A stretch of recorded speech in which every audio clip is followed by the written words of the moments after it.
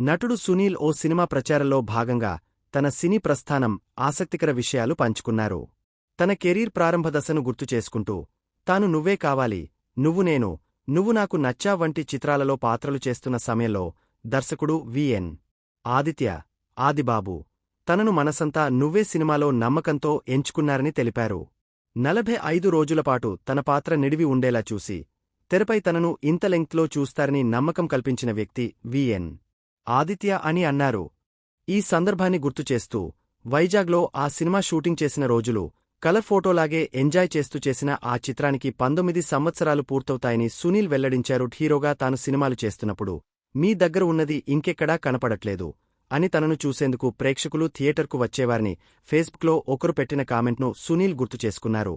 తన పక్కన సప్తగిరి కామెడీ చేస్తుంటే తాను ఐడియాలు ఇచ్చేవాడినని, తన నైపుణ్యం కామెడీలో ఉందని, సరైన అవకాశం వస్తే అది ఇంకా దూసుకుపోతుందని ఆ రోజున ఫీల్ అయ్యానని సునీల్ వివరించారు.